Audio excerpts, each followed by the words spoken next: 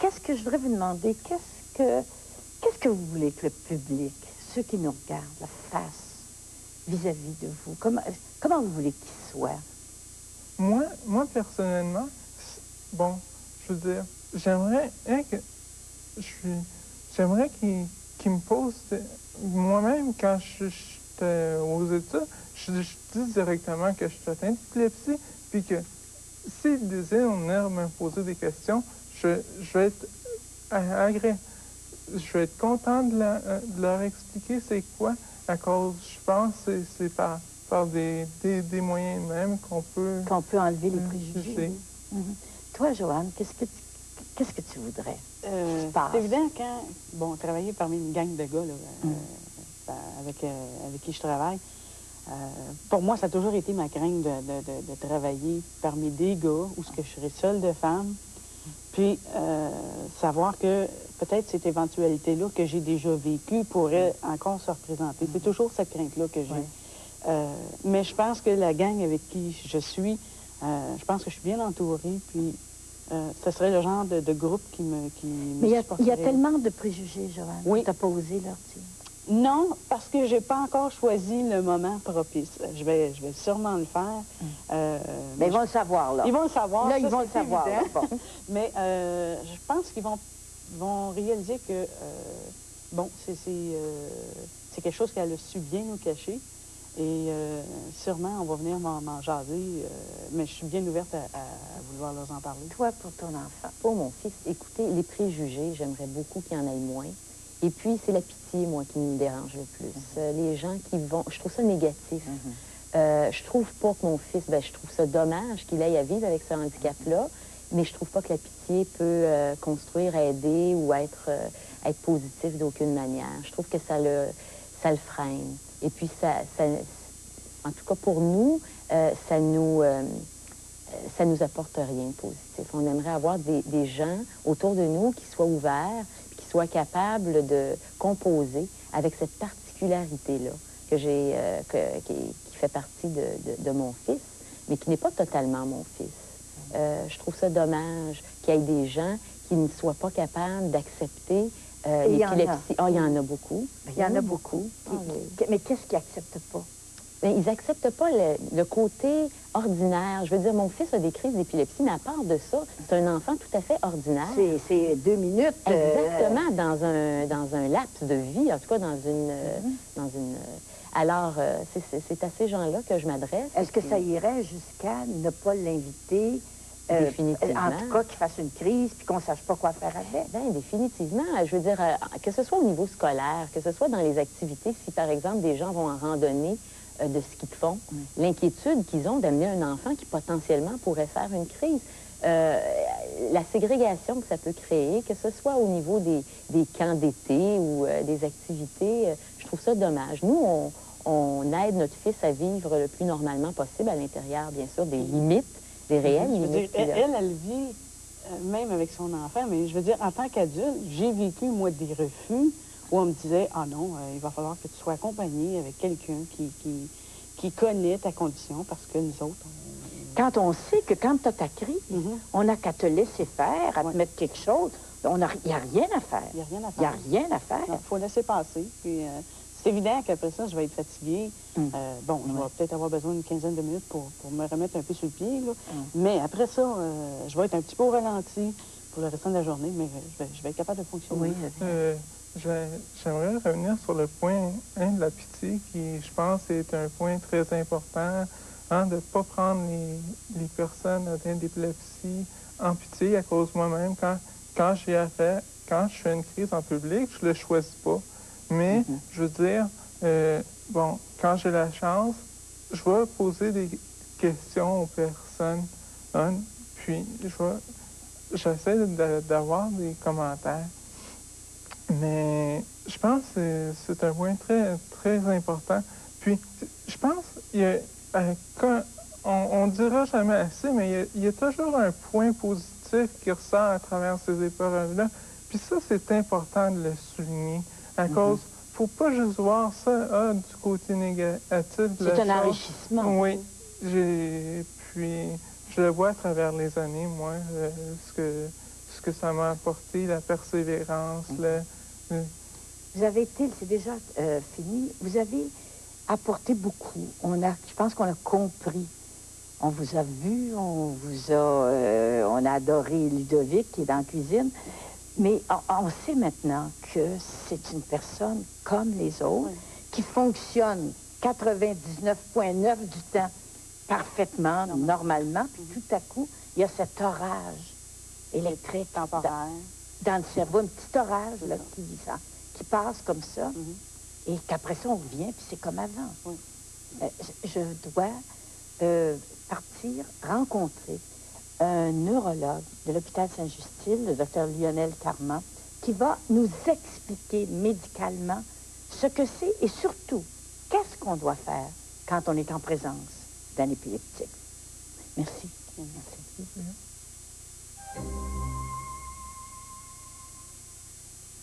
Le docteur Lionel Carman est neurologue pour enfants, spécialisé en épilepsie. Vous êtes l'homme de la situation. Pourquoi les préjugés? Selon moi, c'est la crainte de... Quand on voit la crise, c'est très impressionnant. Les gens sont très perturbés par ça, comme vous l'avez dit tantôt. Et deuxièmement, le fait que ça provienne du cerveau, la psychiatrie... Alors, tout de suite, on associe maladie du cerveau, donc folie. Oui. Et quand on sait que le mot épilepsie veut dire en grec possession du démon, il y a aussi tout ça. Oui, c'est tout le fardeau mythologique. Alors, on s'en va comme ça dans la vie avec ces idées fausses-là. On voit un malade dans la rue, dans le métro, et la première réaction, c'est une réaction de peur. L'ignorance, l'inconnu, la peur de l'inconnu. C'est quoi l'épilepsie? Est-ce que j'étais prêt quand j'ai dit que c'était un orage électrique dans le cerveau? Oui, mais ça, en fait, c'est la convulsion. La convulsion, c'est le symptôme, la manifestation. Et ça, effectivement, c'est un orage qui est très bref et qui est passager. L'épilepsie, en soi, c'est plutôt un groupe de syndromes. Et qui c'est pas une maladie? Non, non, non. L'épilepsie, c'est un syndrome, un groupe de manifestations regroupées ensemble. Plusieurs maladies peuvent se manifester avec des convulsions. Et regroupées ensemble, ça peut former des syndromes qu'on appelle épileptiques. C'est causé par quoi? C'est une activité électrique anormale en provenance du cerveau. Est-ce que c'est héréditaire? Certaines formes le sont, oui. Bon, quelles sont les formes de l'hérédité? Bon, moi, j'ai parlé de 4, là. Il y a, bon, ce qu'on appelait autrefois le grand mal, qui est la crise qu'on a vue au début. Et puis, c'est quoi les autres manifestations? Parmi les convulsions, on parle de 4 types. Il y a le grand mal ou l'épilepsie primaire avec les crises tonico-cloniques. Et les épilepsies... Tonico-cloniques, c'est-à-dire où on a des tremblements diffus. Premièrement, on devient raide. Ensuite, on a les tremblements diffus. Et on perd conscience. Oui. Bon. Et deuxièmement, il y a les absences. Les absences où on a une fixité du regard qui sont très brèves, mais qui se répètent très souvent et qui empêchent souvent les enfants d'enregistrer ce qui se passe autour d'eux. Il y a les crises partielles, simples, qui peuvent se manifester tout simplement avec des mouvements d'un côté, ou le mouvement de la tête, ou des mouvements des yeux. Et les crises partielles complexes, où en plus de ces mouvements, on a tendance à perdre, on perd contact avec notre environnement. C'est une perte de connaissance ou juste perdre contact? Juste perdre contact, on passe d'une crise partielle simple à une crise partielle complexe. Mais à l'extrême, on peut même aller jusqu'à la perte de connaissance. Il y a quelques années, il n'y avait aucun médicament. C'est très récent qu'il y a des médicaments qui contrôlent les crises. C'est 1912 quand même, le premier anticonvulsivant. Ah oui? C'est le phénobarbital. Oui. Ça fait un certain temps. Et les bromures aussi, qui étaient des médicaments qu'on donnait. Mais encore une fois, à ce temps-là, il disait que c'était associé à l'hystérie, à plusieurs problèmes. Je pense qu'on a même dit que c'était c'était causé par la masturbation, que c'était causé... Il y a eu toutes sortes d'histoires autour de l'épilepsie, parce qu'on ne comprenait pas la maladie. Est-ce que ça se soigne? Là, vous donnez des médicaments pour atténuer les crises ou même les enlever. Est-ce que ça se soigne? La première chose qu'il faut savoir, et ça, je pense, c'est ce qu'il faut véhiculer, c'est qu'un bon pourcentage des épilepsies sont bénignes, c'est-à-dire vont disparaître en grandissant. Jusqu'à 50% des épilepsies qu'on a quand on est enfant quand on va devenir adolescent ou jeune adulte, ça va s'en aller. Donc, il y a un bon pourcentage qui se guérit Seul, spontanément. spontanément. Ouais. Les médicaments contrôlent les convulsions, mais avec le temps, l'épilepsie en soi disparaît. Maintenant, les médicaments contrôlent les crises, mais ne guérissent pas nécessairement la maladie. Cependant, certaines formes d'épilepsie peuvent être guéries par d'autres techniques, et ça inclut même la chirurgie qu'on peut effectuer pour guérir certains patients de l'épilepsie. Du cerveau? Oui. Qu'est-ce que vous faites? On peut retirer la région qui cause l'épilepsie tout en prévenant, tout en évitant d'effectuer aucun autre dommage au cerveau sain. Bon, qu'est-ce qu'on doit faire, nous, le public, quand, dans le métro, à l'école, quand un jeune fait une crise d'épilepsie? Il y a toutes sortes de préjugés. Il y en a qui veulent absolument empêcher qu'il s'avale la langue. Ça, moi, on m'avait dit ça. Il faut surtout empêcher... Est-ce qu'on peut avaler sa langue? Non, ça, c'est encore un de ces mythes, là. Au contraire, il ne faut absolument rien mettre dans la bouche du patient en convulsion.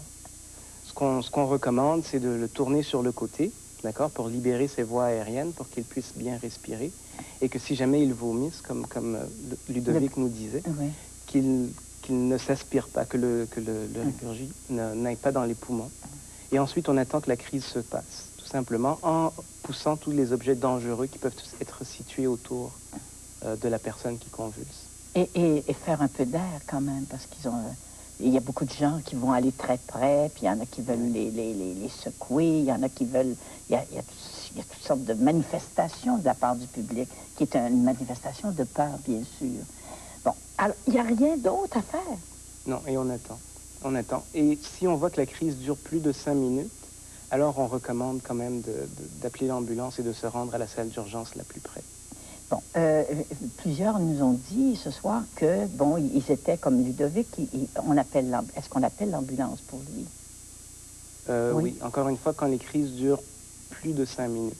Évidemment, quand ça commence, on est toujours inquiet, chaque convulsion, on veut savoir ce qui se passe.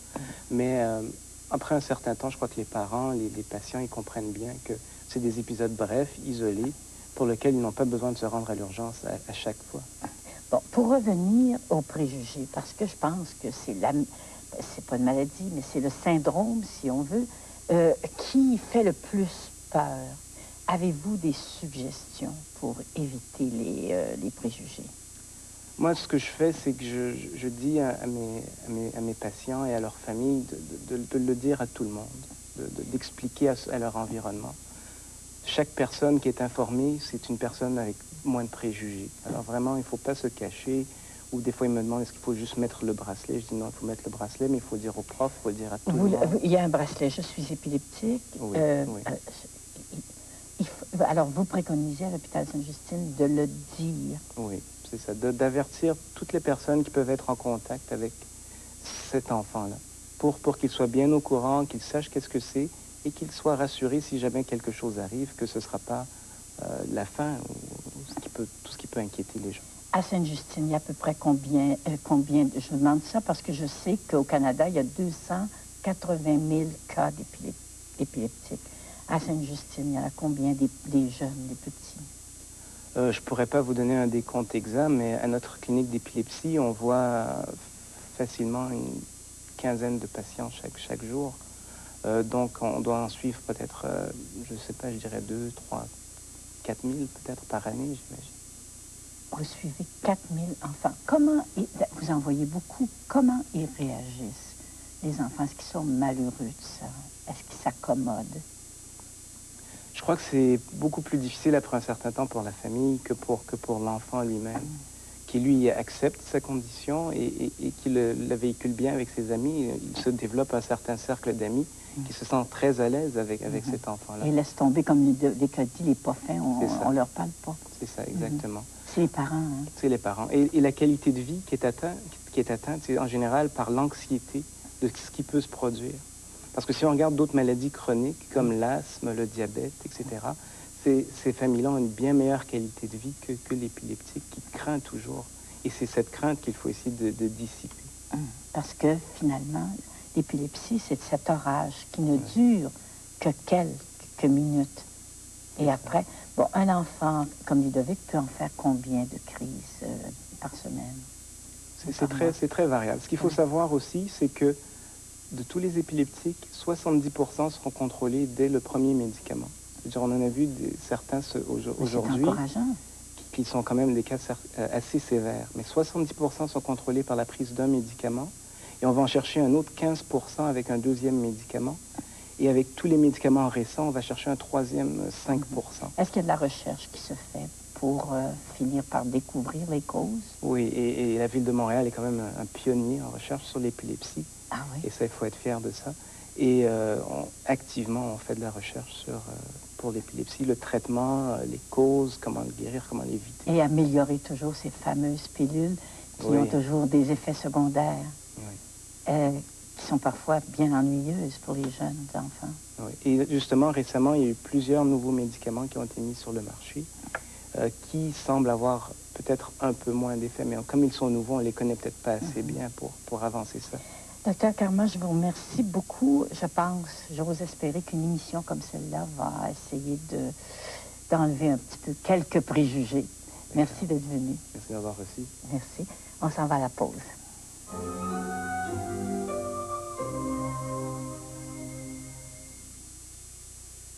Bonjour fraîcheur, adieu les odeurs.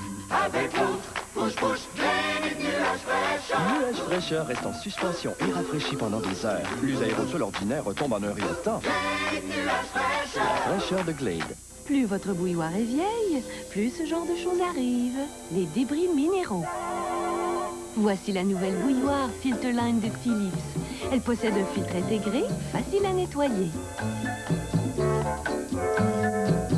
Elle garantit le filtrage des débris afin que rien d'autre que de l'eau pure n'aboutisse dans votre tasse.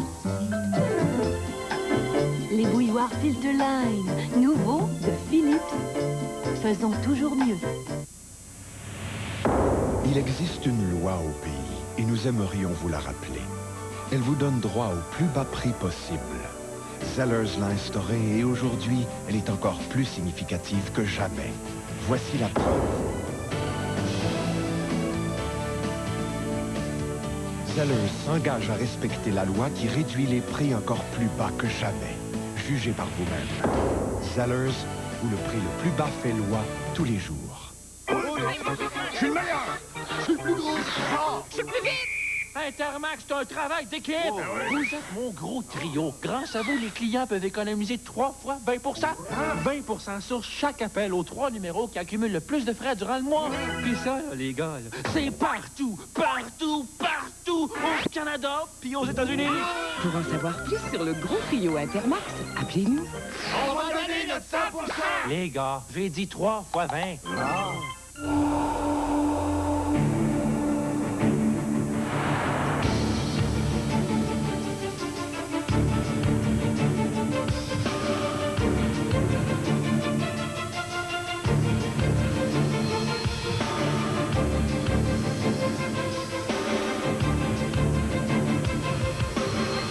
Qu'importe ce que vous écrivez sur les côtés, tant que vous avez ces 3 lettres à l'avant. GMC, 3 lettres qui en disent long.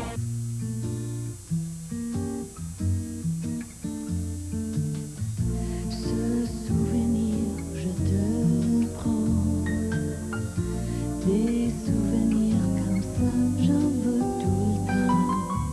Je te le dirai jamais, jamais assez. Tout ce que tu fais me fait l'effet. La la la la la la. Ferrero Rocher.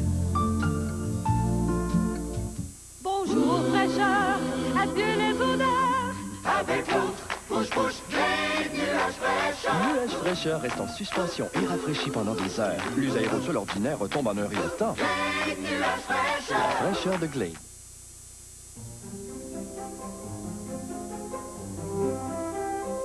Ça vient de loin, les préjugés. Les Grecs pensaient que c'était des possédés du démon. Après ça, on a pensé pendant longtemps que ça s'attrapait. Quand on voyait un épileptique, on pouvait le devenir. Et après, on a décidé que c'était faire l'amour qui rendait épileptique. Alors là, on a trouvé qu'envelopper les gens d'urine de bouc, ça pouvait guérir, ou encore hacher fin des cheveux d'homme et les faire brûler et inhaler ça. Alors vous pensez hein, qu'on n'a pas inventé les préjugés. Alors, à la semaine prochaine, et soyez au rendez-vous parce que moi, j'y serai avec mes invités. Bonsoir.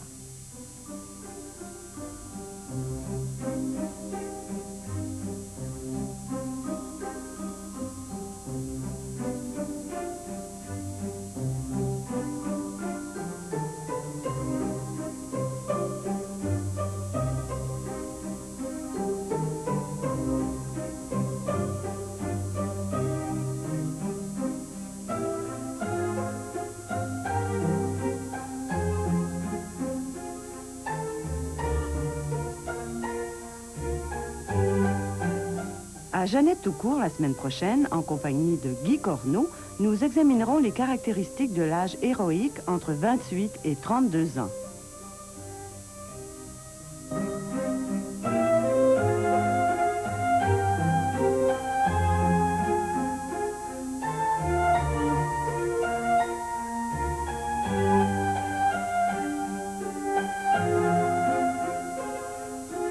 Thank you.